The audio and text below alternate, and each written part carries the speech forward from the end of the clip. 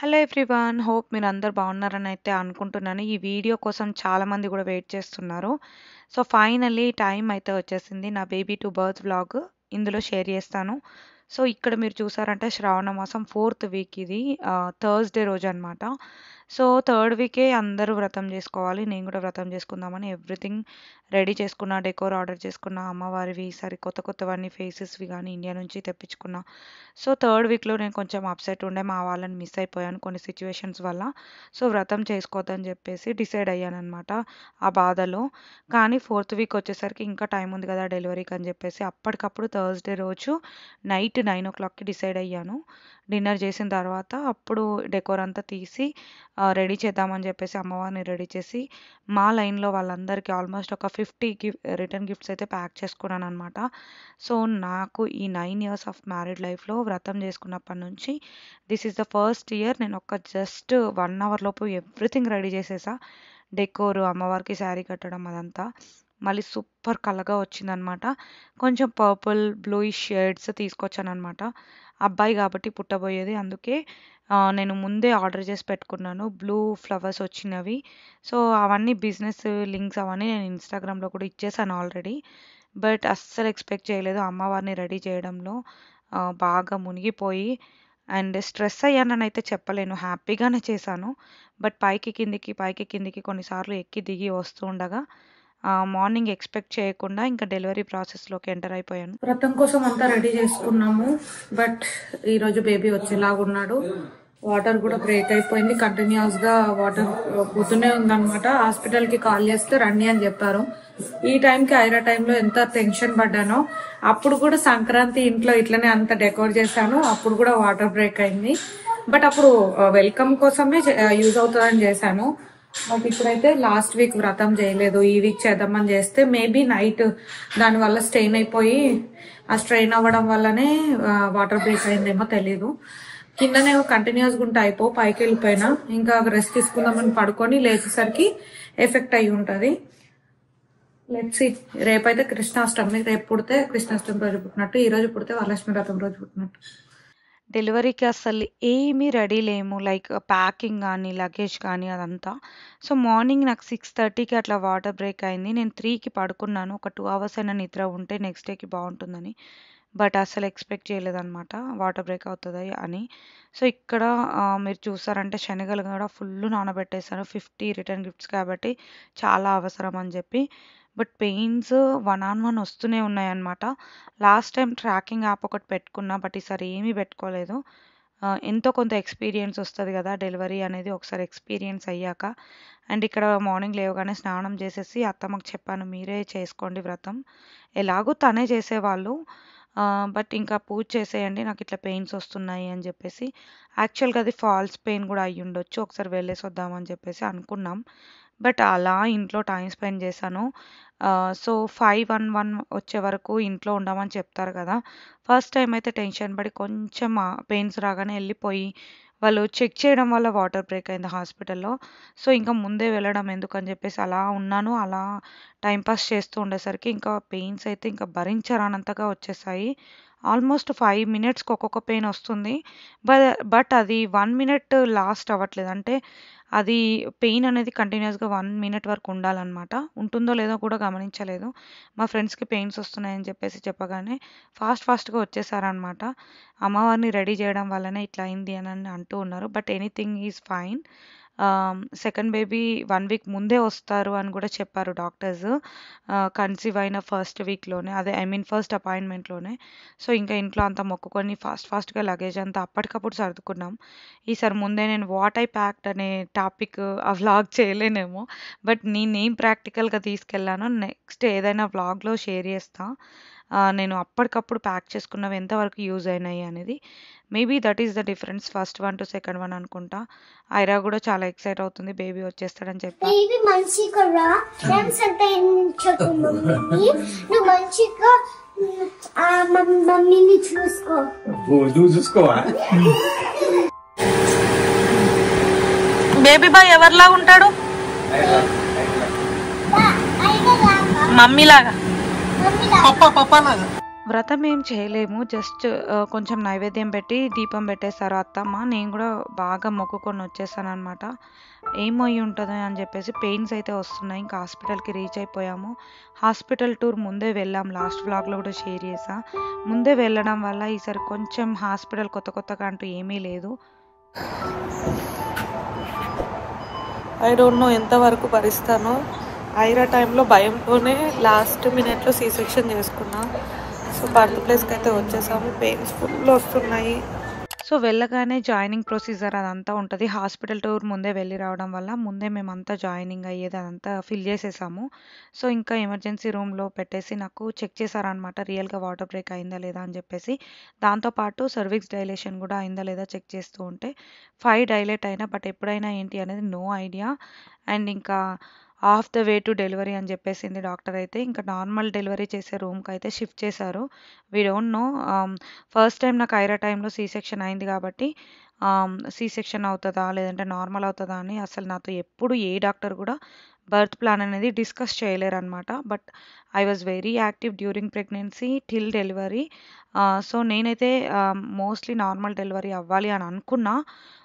But ఇక్కడ ఇంకా 5 dilate అయినా గదా! మొత్తం డెలివరీ అయ్యే వరకు అసలు ఎపిడ్యూరలే తీసుకోను అని జెప్పేసి నరేష్‌తో అంటూ ఉంటే, అసలు నో వే మంచిగా తీసుకో హ్యాపీగా ఎపిడ్యూరల్ లాస్ట్‌లో కావాలంటే ఇవ్వరు అని జెప్పేసి తను చెప్తూ ఉండే. ఇంకా అది ఇవ్వడానికి కావాలి అన్నా చాలా టైం పడతది. వెంటనే తీసుకొచ్చి అయితే ఇచ్చేయరు కదా! సో 5 డైలేట్ అయిన తర్వాత ఈ రూమ్‌కి షిఫ్ట్ చేసిన తర్వాత అట్లనే ఒక 1, 2 అవర్స్ టైమ్ పాస్ అయిపోయింది.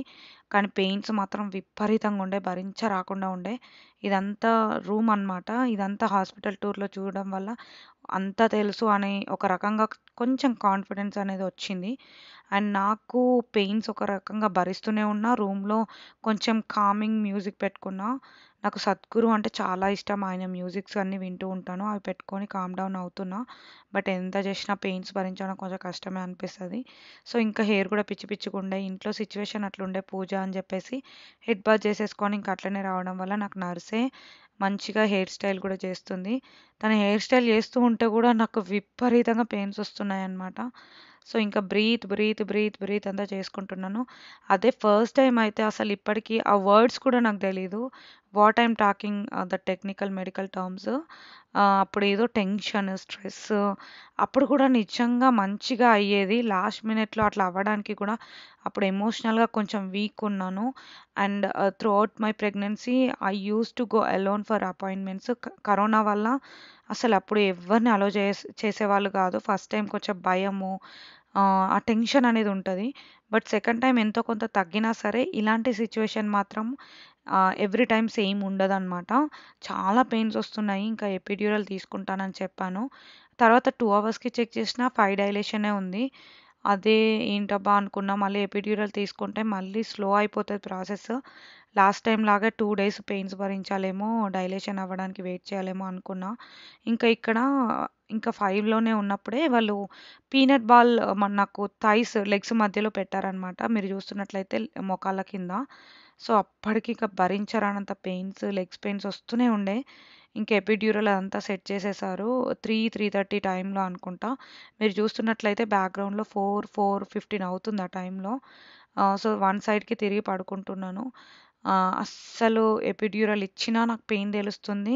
ఇంకా చెప్పాలంటే ఎపిడ్యూరల్ ఇచ్చిన తర్వాత ఒక పాయింట్‌లో చాలా పెయినొస్తుందనమాట.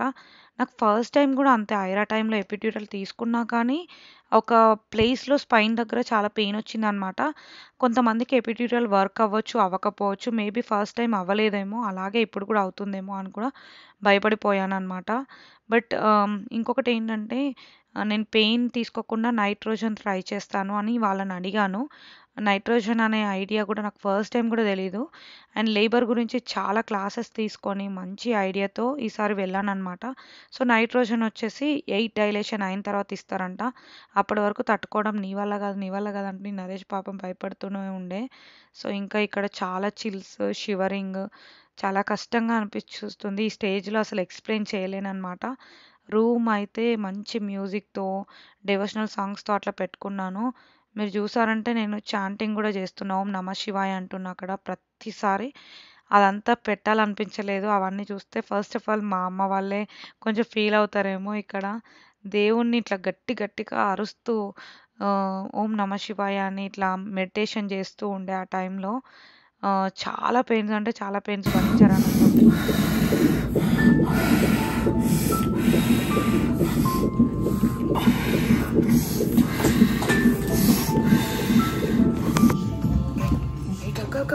Go. 2, 3, 4, 5, 6, 7, 8, 9, 10. In your butt, not your face.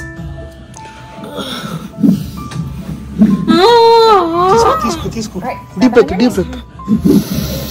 Lock. Legs lock. Go. 2, Hard. 3, 4, 5. Good girl. 6, 7, 8, Push 9, గట్టిగా. 10. Perfect. Got one more? You got one more? తీసుకో. All right, come on, go to the end. 2, 3, 4, face లో కాదు, కింద ఇంటి దగ్గర. 7, Yes. 8, 9, 10. Good job. Good job. చిన్న baby చాలా చిన్న ఉన్నాడు. చిన్నగా ఉంటారు. Is very small. All good అంతా చూడు. Baby, mommy is here. See the teeth, mama? Yeah. Is it fine? Yes, it's fine. Yeah. He's just an overachiever. Getting in the way. నేను వస్తాడు అనుకోలే బయటకు అట్లా. టేరైందా? I usually just put you down. Same iron లాగే. Tear కింద టేరైందా ఏమన్నా? ఏం కాలేదు. బేబీ ఇలా వస్తాడని అస్సలు ఎక్స్పెక్ట్ చేయలేదు. న్యాచురల్ బర్త్ ఇలా ఐఎమ్ సో హ్యాపీ. బట్ ఇక్కడ చూసినంత సింపుల్ అయితే ఏం కాదు. ఈ చిన్న క్లిప్స్లో అయితే షేర్ చేసుకోలేని, చెప్తూ ఉంటే కూడా ఏడుపు వచ్చేస్తుంది. It was very tough situation. Almost 2 to 2.5 hours పట్టింది. అండ్ 4th degree టేర్ అయిందనమాట. సి సెక్షన్ కన్నా హారబుల్ అన్నారు డాక్టర్స్ స్టిచెస్ వేస్తూ. బట్ బేబీని చూడగానే హ్యాపీ అయిపోయాం మొత్తం.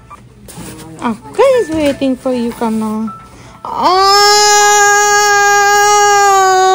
Placenta's gonna come out, okay?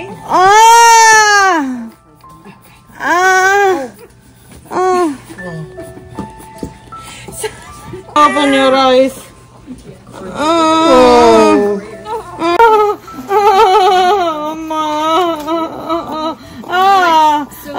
We're gonna have to do some stitches, and it's gonna take some time. అమ్మవారి బ్లెస్సింగ్స్తో అదే రోజు బాబు ఈవినింగ్ అయితే వచ్చేసాడనమాట. We're super duper happy. And ఇక్కడ పళ్ళతో వచ్చాడు బాబు. అది కూడా 3 పళ్ళు వచ్చాయన్నమాట. సో వాటి వల్ల ఏం జరుగుతుంది అనేది ఫర్దర్ వ్లాగ్లో అయితే షేర్ చేస్తూ ఉంటా. As of now we're all are doing good and super excited. Aira అయితే చాలా ఎక్సైటెడ్గా ఉంది బేబీ బ్రదర్ కోసం every day. Good job. I want push present. అడిగి మరి తీసుకుంటా. తీసుకున్నా. కొంచెం టచ్ చేయడానికి ట్రై చేస్తాడు చీక్. Yep, something like that. చిన్ని బేట అక్క వస్తుంది, నీకు సర్ప్రైజ్ తెస్తుంది. సర్ప్రైజ్ వస్తుంది నీకు. టెడ్డీ లాగున్నావు. బేబీ వచ్చే కన్నా ముందే నాకు 1-2 weeks నుండి బాడీ అనేది చాలా టయర్డ్గా ఉండే. అంటే ఏదో ఒక పని వల్ల, రెస్ట్ లేకపోవడం వల్ల.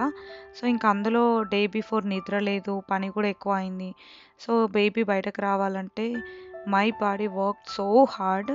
అంటే ముట్టుకుంటేనే ఇప్పుడు మార్క్స్ పడే అంత. అండ్ చాలా స్వెట్ వస్తుంది. నా బాడీ స్వెట్ బాడీయే కాదు, స్వెట్ వస్తూ ఒక రకంగా అయిపోయిందనమాట. నేను అనుకున్నాను అసలు నార్మల్ డెలివరీయే చాలా tough, C section very easy అని. బట్ అదంతా నేను డే 1లోనే మర్చిపోయాను. డే 1 నుండే వెరీ నార్మల్ యాక్టివ్గా ఉన్నా. త్వరగా హీల్ అయిపోయాను. అవన్నీ నేను చెప్తాను టిప్స్ అవన్నీ. But end of the day నాకు న్యాచురల్ డెలివరీ అవ్వాలని చెప్పేసి నేను చాలా ట్రై చేశాను ఈసారి. ఏమేం ట్రై చేయాలో everything I tried my best. I did it. I'm so proud of myself. మీ అందరి బ్లెస్సింగ్స్ కూడా మా బేబీ పైన, మా అందరి పైన ఉంటాయని అనుకుంటున్నా. సో నేను ఇంకా ఫ్యూచర్లో మంచి యూస్ఫుల్ అన్నీ షేర్ చేస్తాను regarding delivery, after delivery care, before delivery. C section అయితే పక్కా సి సెక్షనే అవుతుంది అని చాలామంది అంటారు.